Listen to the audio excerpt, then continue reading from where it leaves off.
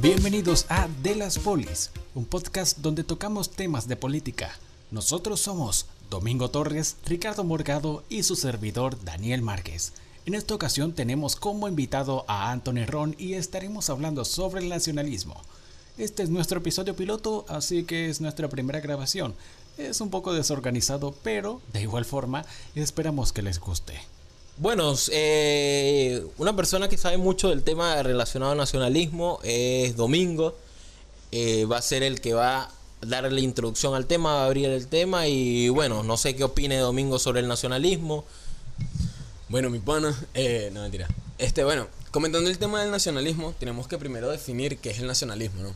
El nacionalismo se puede definir como esa ideología o ese pensamiento político que se sale de los dogmas. ¿Por qué? Porque el nacionalismo, antes que ser cualquier cosa, es pragmático. Y el pragmatismo se debe a buscar el bien para la nación. Cuando nos encontramos con este tipo de cuestiones o este tipo de situaciones en que una ideología política lucha no tanto por sus dogmas, sino por el crecimiento, el desarrollo de una sociedad, de una nación, nos damos cuenta de que o nos percatamos del por qué muchas personas o muchos grupos de poder rechazan lo que vendría siendo el nacionalismo. Nos podemos encontrar que en el mainstream el nacionalismo siempre es puteado como la peor ideología posible y nos podemos dar cuenta que en el mainstream no hay cabida para lo que vendría siendo el nacionalismo. Muchos los catalogan como un nacionalismo rancio, lo que otros podrían decir que es el bolchevismo, o el bolchevismo no, el chauvinismo. Ahora, mano, coño, también es atento, ¿no? Entonces, ese nacionalismo rancio, que es chauvinismo, no es nacionalismo, es lo que se llama chauvinismo. Entonces, hay que primero definir, separar qué es nacionalismo, qué son este tipo de cosas. Y bueno, eso fue una breve explicación de lo que es el nacionalismo. Claro. Bueno, aquí tenemos que estar claros que somos 4 personas los cuales tenemos visiones bastante parecidas, pero tenemos puntos donde diferimos. La visión de nacionalismo que tenemos acá, si bien en conjunto es una bastante parecida, tenemos ciertas diferencias. Por ejemplo, Ron nos estaba explicando que su visión de nacionalismo pasa más por el patriotismo. Entonces, bueno, danos una pequeña explicación más o menos de cómo tú ves el nacionalismo mediante el patriotismo. Y después, bueno, vamos charlando un poco entre los 4 qué pensamos, ya que, bueno, lo que es Daniel, que ahorita lo vamos a presentar, Domingo y yo tenemos una visión un poco más parecida. Bueno, sí, yo aquí soy el detractor, el que está al otro lado de la mesa,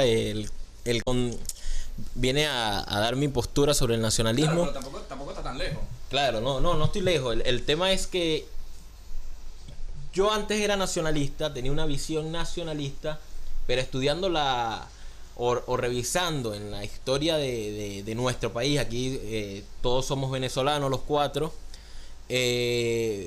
me figuraba mucho y me llamaba la atención lo que era la palabra patriotismo.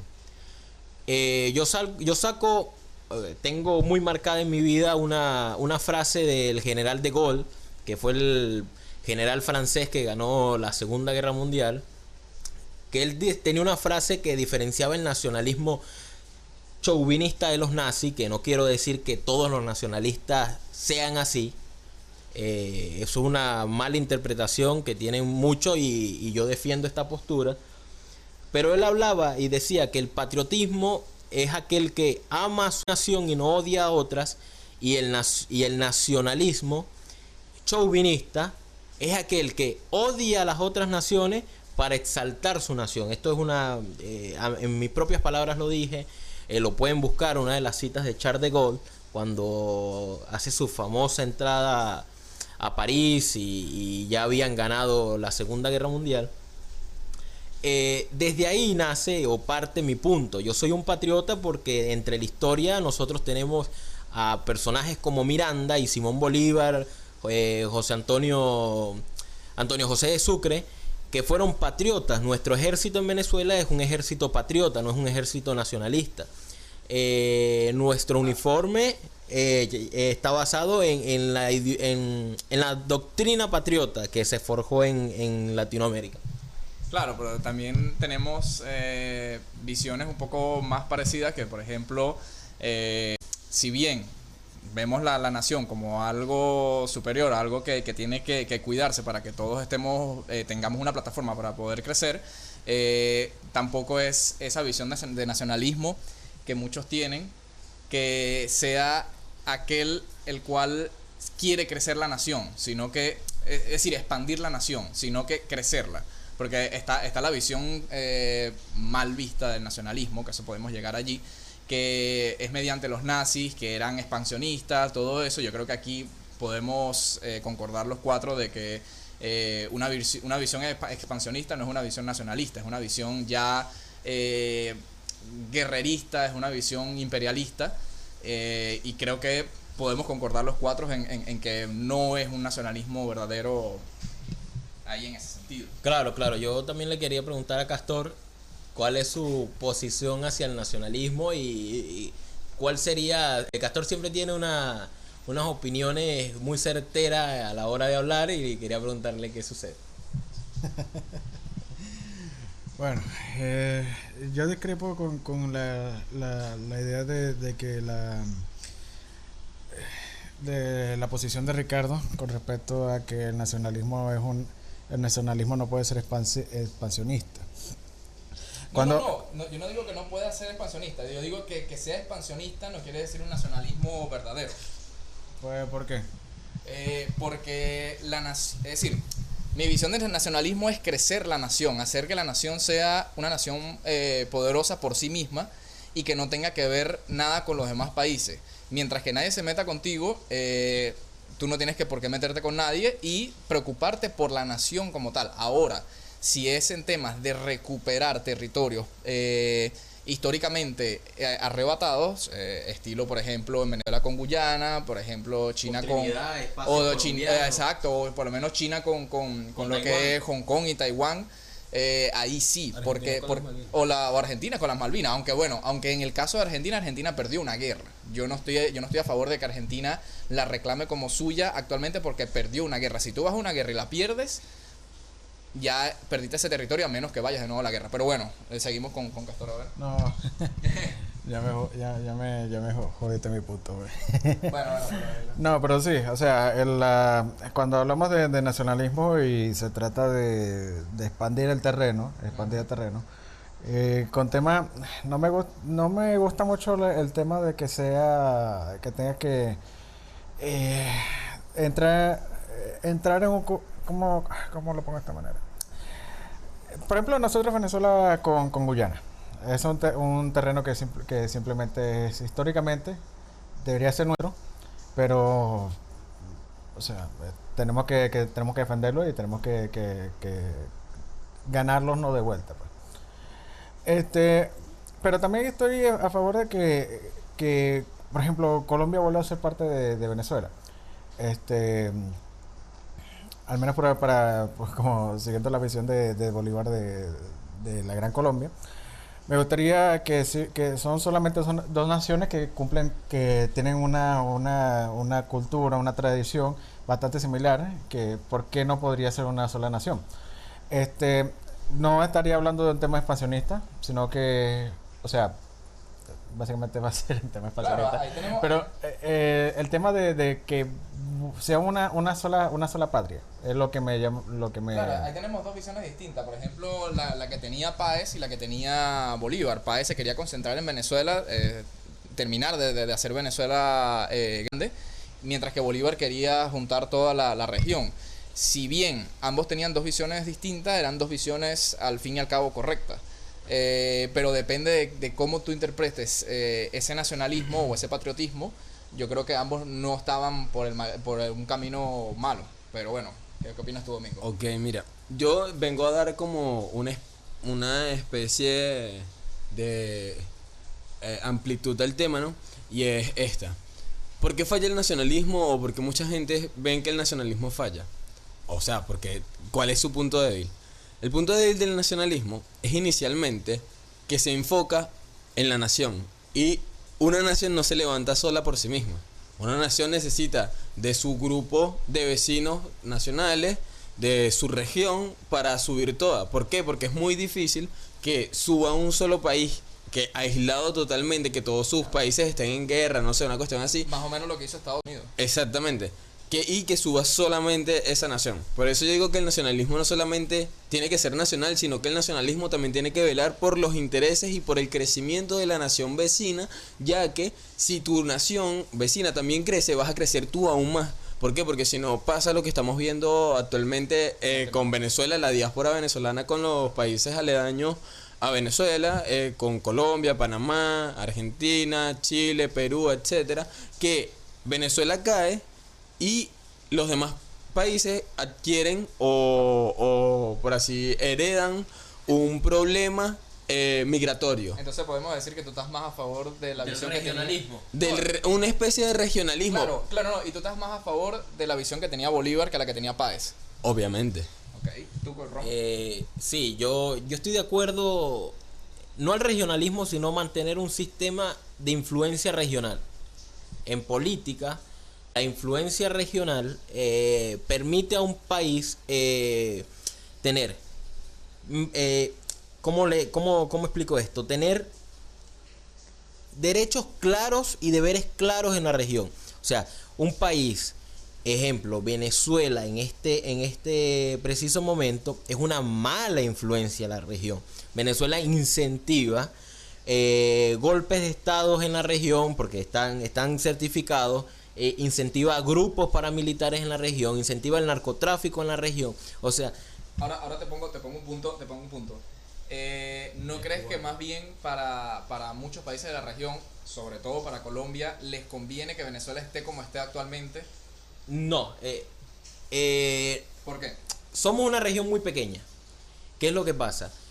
A Europa le va bien porque Europa entendió después de la guerra que si van los países, todos los países, por caminos distintos, en lo económico, en lo productivo, que pasa, pero en un poco... o sea, Europa hay el problema de que no todos los países producen lo mismo. Claro, Pero termino mi punto. Pero la ayuda mutua de países no hacen que caigan.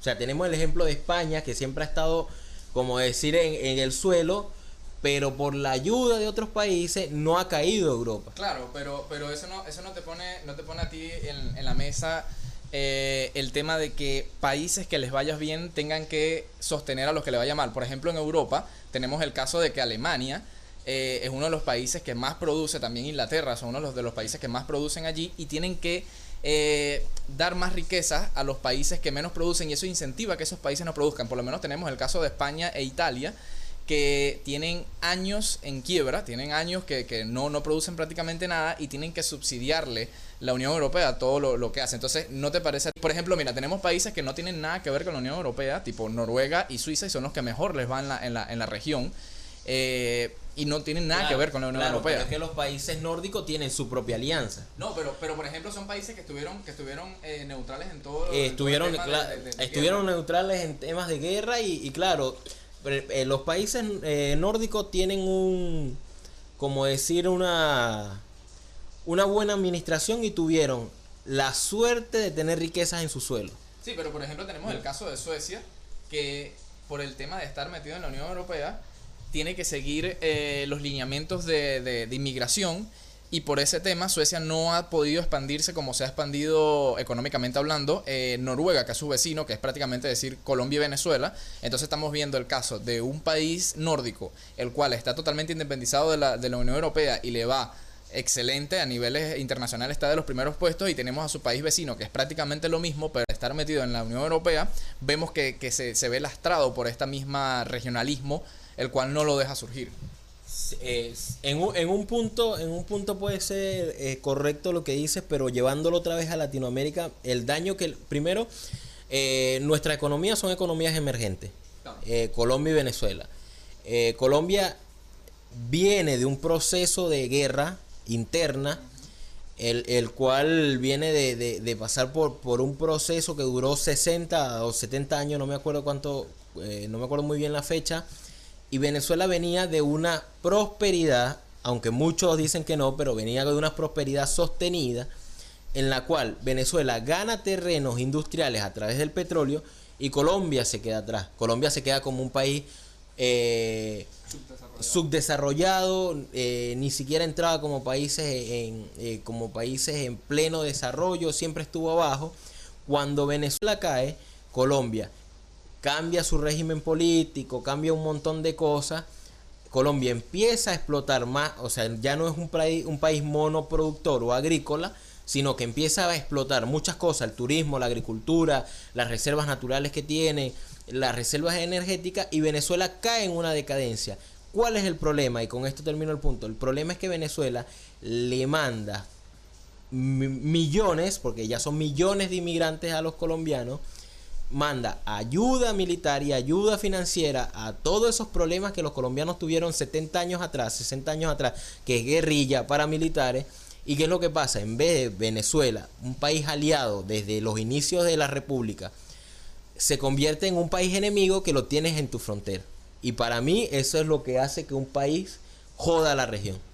Ok, entonces acá podríamos hablar de algo también, expandiendo un poco más el tema igual, podríamos hablar de algo que nos una más allá de ser nada más naciones hermanas y de la historia. O sea, podríamos hablar de una cultura que nos amarre a nosotros como ciudadanos, no solamente de nuestros países, siempre vamos a ser ciudadanos de nuestros países, de nuestras regiones, o sea, de nuestra localidad, pero también tenemos que entender que lo que afecta al del lado me afecta a mí, ¿no? Podría ser. Sí. Podríamos estar hablando que es importante e imprescindible para el desarrollo de la América, de la Suramérica o de la América en general, el tema de una confederación. Una confederación que puede pasar por lo hispánico, puede pasar por lo latino o puede pasar simplemente por lo suramericano. Claro, aquí podemos entrar en un tema de... Yo creo que eso hubiese funcionado muy bien en décadas pasadas, donde la economía se movía de una manera totalmente distinta. Actualmente un país puede ser grande por sí mismo sin tener temas de producción o sin tener temas de explotación, porque estamos viendo casos como por ejemplo Panamá, el cual prácticamente no produce nada y en la región es uno de los que más ingresa. Bueno, pero Panamá es un paraíso fiscal. Claro, por eso mismo. Diversificación de lo económico. Sí, sí, pero Panamá también es, ¿cuánto dinero hace con el canal de Panamá? No, bueno, pero independientemente sobre eso, yo creo que en términos de la actualidad podemos tener una nación grande sin tener ese tema de que el país de al lado produzca y que nos complemente, porque podemos tener un país que sea una potencia tecnológica sin tener ingenieros prácticamente, sino diciéndole a las empresas extranjeras tecnológicas, mira, si tú quieres tener tu sede acá, yo te puedo dar unos impuestos bajos y así puedes atraer muchísima inversión extranjera y puede tu país ingresar bastante dinero a las arcas. Sí, sí, en eso estamos de acuerdo. Creo en las uniones bilaterales y binacionales. Nosotros tenemos una gran competencia económica que es Brasil.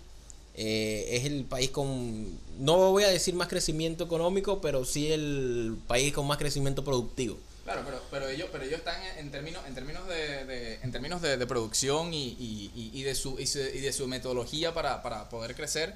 Creo yo que ellos todavía están en los años 80, por ejemplo, porque si vemos países como Suiza o vemos países como Noruega, buena parte de sus ingresos vienen de cosas que ya no son temas productivos. Si bien Noruega tiene el tema del servicio, pero de diversificó la economía. Claro, exacto. Entonces estamos todavía viendo el tema de Latinoamérica como que surja con prácticas económicas de los 80 o prácticas económicas anteriores a todo este tema tecnológico que tenemos que de verdad Venezuela podría es decir, tenemos por ejemplo zonas donde hay buen clima para poder colocar servidores. Tenemos cerca de esas zonas tenemos represas que producen bastante electricidad y tenemos lo tenemos aislado por zonas poco pobladas, es decir, son zonas excelentes para servidores. Ponte tú que le digamos a Google, mira, si tú quieres colocar un servidor latinoamericano, te damos las posibilidades de acá que lo coloca y te damos 5 años de gracia para que no te cobremos impuestos, te cobremos impuestos bajos. Entonces crecerías una nación diversificada con su economía. Claro. Yo quería, con temas de auge económico, ¿alguno de ustedes conoce qué hace países como Corea del Sur, Japón, que básicamente siempre pasan con tragedias y siempre están al tope. Ajá. El otro, hace unos años, había escuchado una noticia que decía que el ministro de Economía estaba buscando que hubiera inflación porque las cosas se estaban poniendo sumamente baratas. Claro, el tema de deflación, que es un tema recurrente en Japón. Tienen que inyectar inflación a la economía. ¿Cómo? En Asia, sí, en Asia, pero más que todo Japón se ve que inyectan inflación porque obviamente deflación para un país, bueno, no para el país como tal, sino para la compañía es un tema preocupante. Pero sí, el tema de Japón y el tema de esas economías, yo creo que difiere bastante con lo que es Latinoamérica en general, pero bueno, un tema tecnológico podría ser algo un poco más fácil para llevar. Claro, claro. También hay que entender por qué el tema de que hay unos países asiáticos que quieren inflación. Hay que recordar que esos son países manufactureros. Claro. ¿Qué sucede? Que si tu población o tus trabajadores, la población que trabaja, pues, gana más que el promedio mundial, ¿qué pasa? Que esos productos suben de precio al nivel dólar. Entonces el que está allá compra más, o sea, el que está allá gana más, pero el que está afuera compra menos. ¿Por qué? Porque le sale más caro. Entonces, ¿ellos qué hacen? Intentan mantener el sueldo de la población por el bajo de la media mundial. ¿Para qué? Para que él cobre menos y ellos puedan vender más barato y puedan vender más. Claro. Bueno, y aquí ya nos desviamos un poquito del tema y bastante, nos fuimos a la economía mundial. Bueno, pero pasa, cuando tenemos una conversación de puntos que tenemos encuentros, se abren muchas cosas. Podemos empezar con el tema de nacionalismo. Sé que los que son nacionalistas venezolanos en redes sociales no te caen muy bien. ¿Por qué? Sí, Twitter, la cloaca. La cloaca de Twitter. Mira, Venezuela pasó por procesos políticos de shock. O sea, yo estudio política y en la política hay una teoría que se llama la política de shock. ¿Qué es lo que sucede? Cuando naciones pasan por un régimen de cualquier tipo, digo, comunista, fascista, conservador, liberal, pero que sea un régimen que haya sometido a esa sociedad, cuando hay un cambio económico, cuando hay un cambio de gobierno, ¿qué es lo que sucede? El país hace un giro de 360 grados de 180 grados, de 180 grados a la doctrina contraria. Eso lo podemos ver en el sur del continente. El sur del continente sufrió dictaduras de derecha, muchas dictaduras de derecha durante la época de los 70, 80 y 60. Y vemos que las tendencias políticas del sur son tiradas hacia el progresismo, el socialismo, la socialdemocracia, los socialcristianos. Y ahora vemos que en Venezuela existe el boom nacionalista, derecha radical, no queremos nada que es algo, lo que empiece con social, ya le tenemos fobia. Y de ahí nacen los nacionalismos rancios, que son personas que mezclan situaciones étnicas, copian modelos que fracasaron en Europa, y me parece que para Venezuela eso no debería aplicarse porque va a ser la medicina. O sea, si queremos aplicar esta medicina al cáncer que tenemos, vamos a terminar matando a la persona.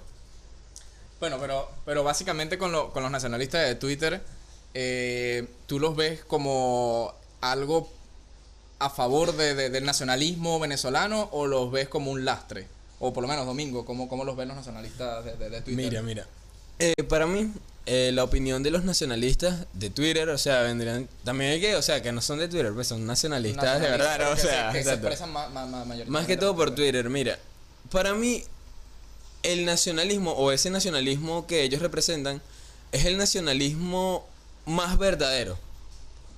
O el nacionalismo, o podría ser un nacionalismo verdadero o un nacionalismo desesperado.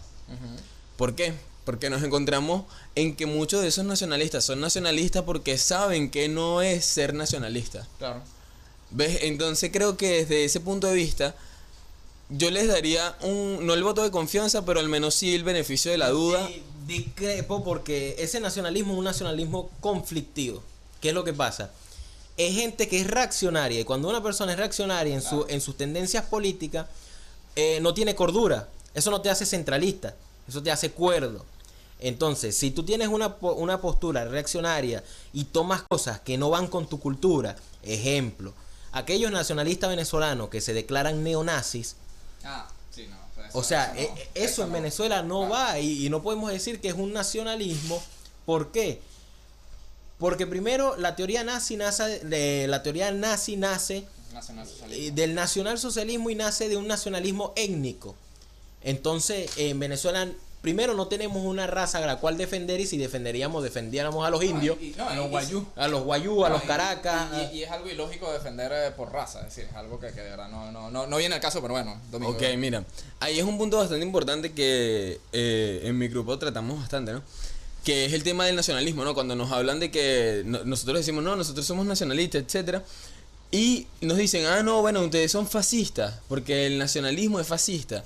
Ahí entra el punto importante de que es definir el nacionalismo, porque el nacionalismo se maneja distinto y nace distinto dependiendo de la nación. El fascismo es el nacionalismo italiano, el nazismo es el nacionalismo alemán que dictado porque hay otro por la raza, exacto. Exacto, hay otro tipo de nacionalismo Exacto. alemán que también crece en la época de Hitler, pero Fue catalogado de pusilánime, ¿no? sí, en la época de los, si no me acuerdo, en la de los cuchillos, la noche de los cuchillos, La noche de los cristales rotos. la de los cristales rotos fueron contra los judíos, la de los cuchillos fue cuando los nazis mataron a sus Los propios, otros a sus claro, propios exacto. compañeros. Sí, sí. Y ustedes dirán, y sí, porque si son compañeros, ¿por qué se mataron? Porque eran dos nacionalismos distintos. Era un nacionalismo racional, que estaba Ernest Röhm, estaba se me olvidó otro nombre de otro. Habían hasta unos judíos ahí, ¿no? Sí, habían hasta judíos nacionalistas alemanes que también cayeron porque no eran considerados alemanes. Entonces, ¿qué hizo el nacionalismo mayoritario? Acabó con el nacionalismo minoritario. Entonces, eso también pasó en la España de Franco. Los falangistas con los carlistas, con los nacionalistas. Franco no era falangista, es más, hay miles de historias donde dice que Rivera cuando tenía reuniones con Franco se peleaban, Franco no lo quiso liberar de la cárcel, por eso fusilan a Rivera. Entonces siempre van a haber discrepancias, pero los nacionalismos hay que saber muy bien qué tipo de nacionalismo estamos representando. Ahora, Claro. yo quisiera preguntarle a Castor, ¿por qué tú crees que el nacionalismo está mal visto, por lo menos a nivel latinoamericano? Eso te lo puedo decir bastante fácil. Yo tengo amigos que se la pasan ahí diciendo que esta es la clásica. desconcepción, inconcepción, como sea, de que el nacionalismo es estúpido porque o sea, confunden a las personas esas que se visten, las personas que se visten así de la bandera de Venezuela, hacen el ridículo, el chauvinismo. Y entonces yo no paro de decirles a ellos, chavo, eso es chauvinismo. Y ellos no entienden la definición de chauvinismo. Ellos piensan que simplemente todo es nacionalismo. Porque ven a gente como profesor Briceño que dice, no, mira, esa cosa, ese nacionalismo de que Venezuela es el mejor país del mundo. Y entonces viene y dice, no. ¿Cuál es tu explicación? No, simplemente no. Porque nosotros tenemos una y esto forma parte de toda Latinoamérica, que nosotros siempre tenemos una sensación de derrotismo. Nos infravaloramos. Entonces, sí, nos infravaloramos. Decimos, en México siempre dicen, no, que estamos en lo peor. Estamos en lo peor. Aquí en Argentina también, no, que estamos en lo peor. Chile, estamos en lo peor. Todos estamos en lo peor. Entonces, nosotros, en nuestra experiencia, nosotros podemos decir que nosotros estamos en lo peor realmente, y que lo que está pasando en el resto de Latinoamérica es ridículo. Entonces, así como que, mira, se está formando un tremendo conflicto, una protesta, no sé, ahí en tal lugar. Y uno así se queda quieto, así como que, X, pues no pasa nada porque ya estamos acostumbrados. Eso simplemente es algo... Como las tonto. protestas de Plaza de Mayo aquí en Buenos Aires. Bueno, No metas ese tema ahorita.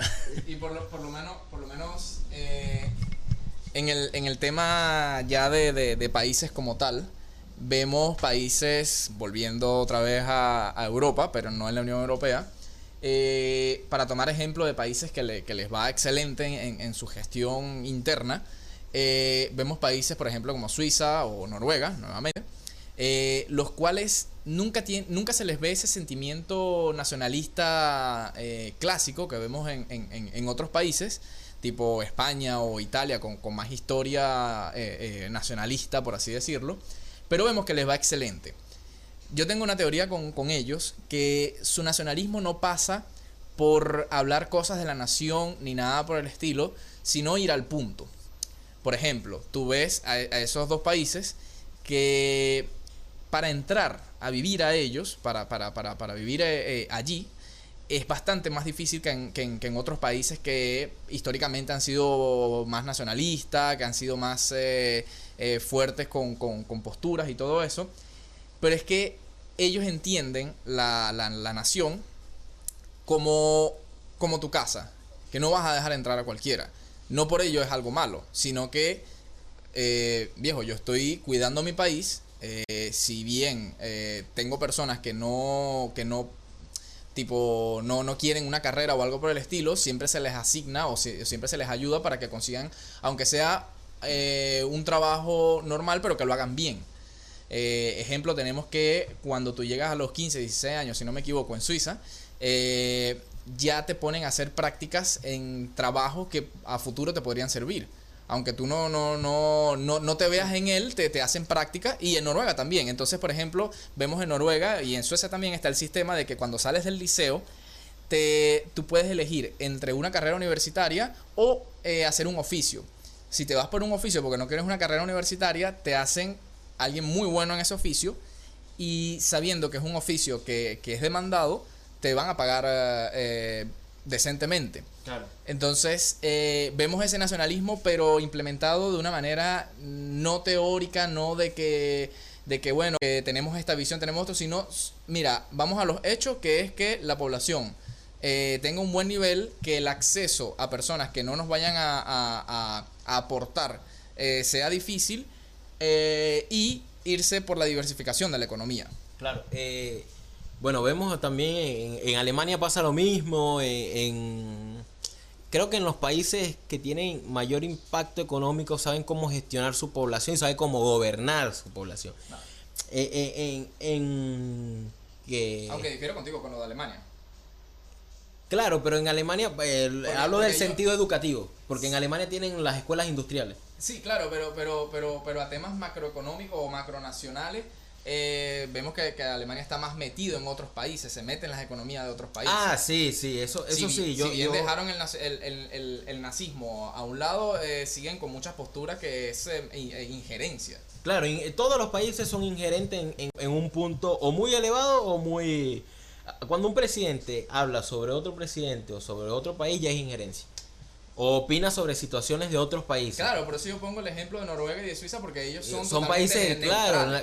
neutrales. Nosotros, ejemplo, no sé cómo se llama el primer ministro de Suecia ni de Noruega. O sea, son dos Claro, cosas. porque son personas que Claro. se enfocan a hacer política en su país. Exacto, a lo suyo. Que para mí eso es el verdadero nacionalismo. Entonces, ya hemos tocado muchos puntos y quiero enfocar la conversación a un cierre general donde podemos dar, no sé, en un corto párrafo o un corto pensamiento, ¿cuál es el nacionalismo que plantearíamos para nuestro país, para Venezuela?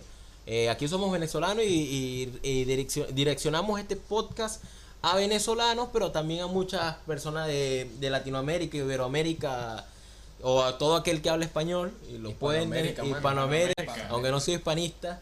Ahí está el Ahí ejemplo de tenemos que- el próximo podcast, hablamos sobre el hispanismo. El próximo podcast se aprendió, papá. Ajá. Y bueno, no sé, ¿Comienzas tú? comienzo yo sobre mi teoría nacionalista o mi teoría patriota, porque no soy nacionalista, o sea, soy el único de los cuatro que no se identifica como un nacionalista, me identifico como un patriota. Y a mí voy a dar un pequeño punto por qué no me considero patriota, porque el nacionalismo nace de Marcos Pérez Jiménez. Fue el primer presidente que se declaró nacionalista. Entonces me parece que Venezuela tiene mucha historia detrás de ese presidente para tomar una postura de un solo personaje.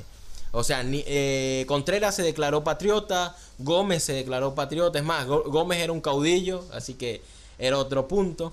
A mí me parece que la Venezuela patriota debe recordar sus pilares fundamentales, cómo fue fundada, cuál fue el sentido de Venezuela hacia la región y cuál es el sentido del venezolano con su país, porque durante 20 años perdimos el sentido de amor hacia nuestro himno, de amor hacia nuestra tierra, de amor hacia nuestra gente, y de valor a nuestra cultura. Y ahora que estamos todos exiliados, aquí todos vivimos en Argentina, hay casi 6-7 millones de venezolanos fuera de una población que no alcanza los 40 millones de habitantes. Eso es un desastre, geopolítico y un desastre demográfico.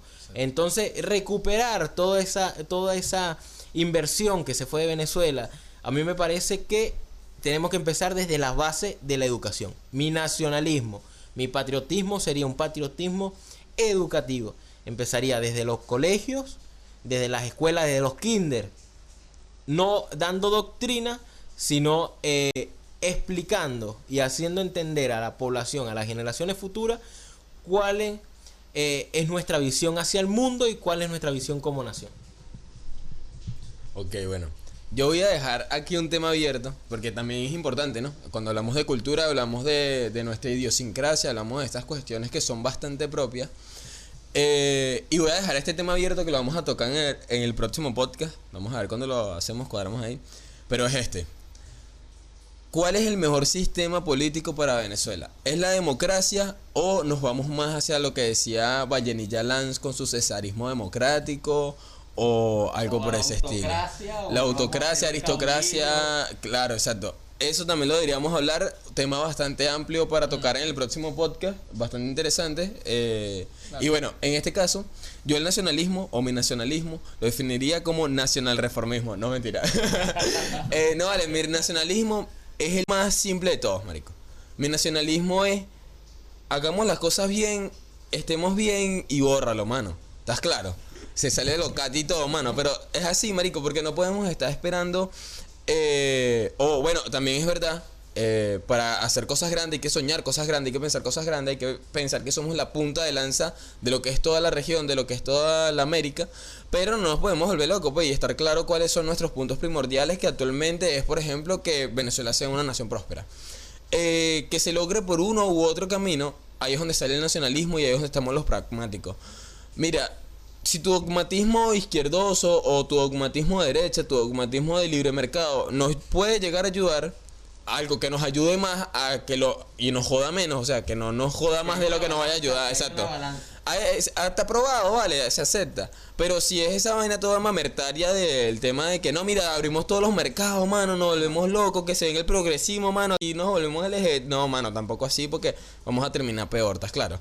Entonces, creo que es esa balanza, es ese tema así bastante donde tenemos que ser pragmáticos, exacto, es la palabra, pragmático. Aquí todos estamos de acuerdo con exacto. el pragmatismo y todos somos pragmáticos y creo todos que somos pragmáticos, vale, chamo. Tírate. Yo lo que creo es que yo estoy de acuerdo con la idea de Ron de tema de que sea un nacionalismo de educación. O sea, porque el nacionalismo siempre tiene que tener educación. Lo que me llama bastante la atención y es lo que me gustaría acotar, es que hay muchas personas que la juventud últimamente, debido a la ya pues, joda, debido a nuestro periodo con el chavismo, se ha generado un odio a la patria. Porque como esto está directamente asociado, porque el chavismo se acopló de los temas de patriotismo, de historia de Venezuela, de la nación, de todo. Entonces, todo lo que es referente a la historia de Venezuela ya está con sabor amargo de chavismo. Porque, o sea, nos lo ponían en la sopa, en el desayuno, en el almuerzo, en el colegio, en las noticias, siempre. Entonces, eso me da un sabor amargo también, escuchar a muchas personas, muchos jóvenes que dicen, yo no quiero tener hijos porque yo no tengo recursos económicos, me parece razonable, sí, pero no puede todo el mundo estar diciendo yo no voy a tener hijos porque simplemente estoy en una situación de asco. Pues. Entonces, eso como dice Ron, es un desastre geopolítico, perdón, un desastre geopolítico. Nuestra población está decreciendo. Demográfico, si está decreciendo un problema demográfico. Exacto.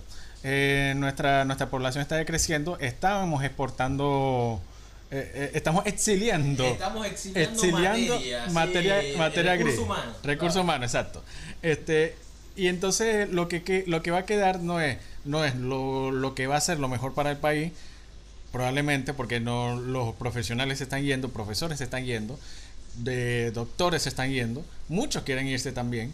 Entonces, ¿qué es lo que va a quedar? Sino gente que probablemente no se estén preparando, pero no se estén preparando con lo mejor.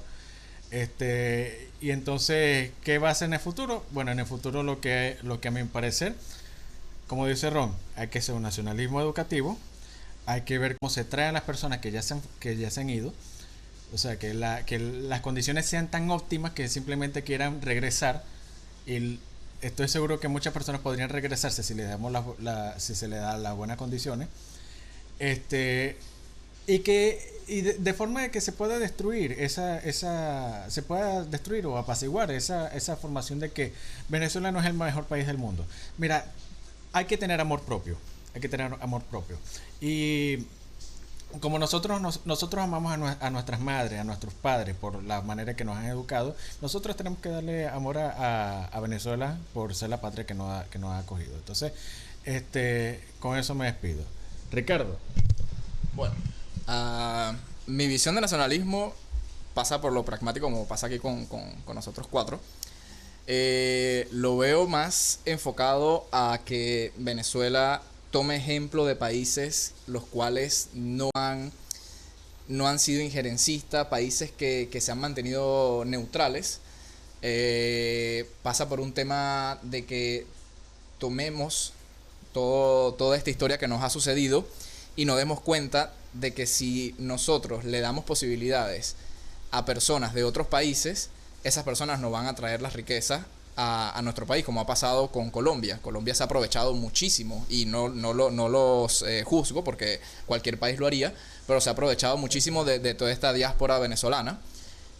Nosotros aprovecharnos un poco de eso, una vez que salgamos de todo este problema y tengamos inmigración que nos sirva, es decir, aprender que la nación no se construye con cualquiera que entre, sino con los que no sean de mucha ayuda, y los nacionales, los de dentro, capacitarlos para que pueda la economía surgir. Mi visión de una Venezuela próspera de aquí a unos 20 años es abrir la inversión extranjera, hacer algo estilo China, abrir la inversión extranjera, pero con trabajadores nacionales, y que se obliga a esas empresas que vengan, si bien se le ponen impuestos bajos, se le obliga a que hayan ingenieros nacionales trabajando allí para que vayan aprendiendo y después eso utilizarlo a nuestro favor. Es decir, no es aprovecharnos de ellos, sino un mutuo ganar-ganar. Un poco proteccionista también. Un poco proteccionista, pero no siendo una nación que ahoga a esas empresas, sino, mira, yo te ayudo y tú ayúdame a mí. Pero no es que te necesitemos 100%, porque hay 10.000 empresas más.